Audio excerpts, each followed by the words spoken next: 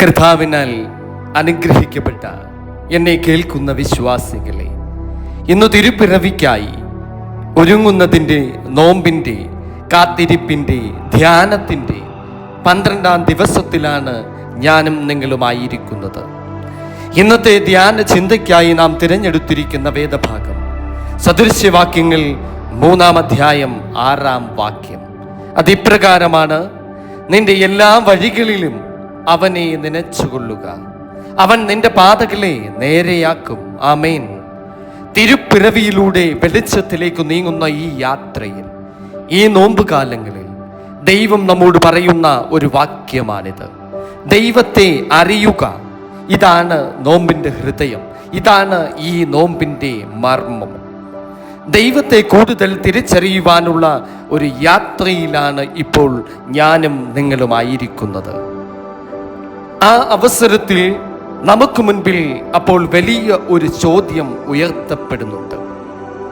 ചോദ്യം ഇതാണ്: എൻ്റെ ജീവിതത്തിൻ്റെ വഴികാട്ടി ഞാൻ തന്നെയാണോ അതോ ദൈവമാണോ?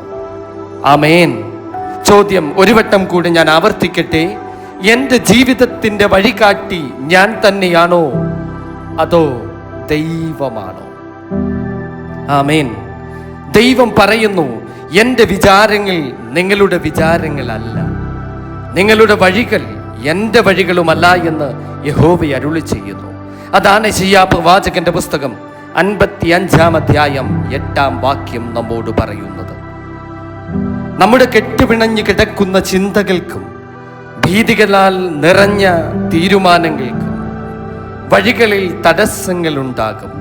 പക്ഷേ ദൈവത്തിൻ്റെ വഴികൾ എപ്പോഴും നേരെയുള്ളതും ശരിയിലേക്കും അനുഗ്രഹങ്ങളിലേക്കും നയിക്കുന്നു. ആമേൻ. ദൈവം മുൻപിൽ നടക്കുമ്പോൾ വഴികൾ മാറുന്നു. നാം കാണുന്നത് നമുക്ക് മുൻപിലുള്ള 1-2 ചുവടുകൾ മാത്രമാണ്. എന്നാൽ ദൈവം കാണുന്നത് നിന്റെ ജീവിതത്തിൻ്റെ മുഴുവനുമായ ചുവടുവയ്പ്പുകളാണ് അവൻ കാണുന്നത്. അതാണ് സങ്കീർത്തന പുസ്തകം 32-ാം അധ്യായം 8-ാം വാക്യത്തിൽ കാണുന്നത്: ഞാൻ നിന്നെ ഉപദേശിച്ച് നടക്കേണ്ടുന്ന വഴി നിനക്ക് കാണിച്ചു തരും, ഞാൻ നിന്റെ മേൽ ദൃഷ്ടി വെച്ച് നിനക്ക് ആലോചന പറഞ്ഞു തരും. ആമേൻ. നിങ്ങളുടെ ജീവിതത്തിൽ ചില വഴികൾ എന്തുകൊണ്ട് വളഞ്ഞുപോയി, എന്തുകൊണ്ട് അടഞ്ഞുപോയി, എന്തുകൊണ്ട് അവയ്ക്ക് കാലതാമസം വന്നു എന്ന് ഒരുപക്ഷെ നിങ്ങൾക്ക് മനസ്സിലാകാതെ ഇരിക്കാം. പക്ഷേ ദൈവം പറയുന്നു, ഞാൻ നിന്നെ നയിക്കുന്നത് നിന്റെ നഷ്ടങ്ങളിലേക്കല്ല, നിന്നെ സംരക്ഷിക്കുവാനാണ് ഈ വഴിത്തിരിവുകൾ നിന്റെ ജീവിതത്തിൽ ഉണ്ടായിരിക്കുന്നത്. ആമേൻ. നമ്മൾ ദൈവത്തെ മുറുകെ പിടിച്ചു നിൽക്കുമ്പോൾ ദൈവം നമ്മളെ കൈപിടിച്ചുയർത്തും. നാം ദൈവത്തെ മുറുകെ പിടിക്കുമ്പോൾ യേശു തമ്പുരാൻ നമ്മളെ കൈപിടിച്ചുയർത്തും. അതാണ് റോമർക്ക് എഴുതിയ ലേഖനം 8-ാം അധ്യായം 31-ാം വാക്യം: ദൈവം നമുക്ക് അനുകൂലമെങ്കിൽ നമുക്ക് പ്രതികൂലമാ. സ്തോത്രം. ദൈവം നിന്റെ വഴികളിൽ വരുമ്പോൾ നമ്മൾ ശാന്തരാകും, നമ്മുടെ അനിശ്ചിതത്വം പ്രകാശപൂരിതമാകും, ഭയങ്ങൾ മാറി നമുക്ക് ശക്തി പ്രാപിക്കും. ഇന്നേ ദിവസം നമുക്ക് ഇങ്ങനെ പ്രാർത്ഥിക്കാം. ഈ നോൻപിൻ്റെ 12ാം ദിവസം: എൻ്റെ കർത്താവും എൻ്റെ ദൈവവുമേ, എൻ്റെ വഴികളിൽ ഞാൻ മാത്രം നടന്നത് മതി, ഇനി നീ മുന്നേ നടക്കണം.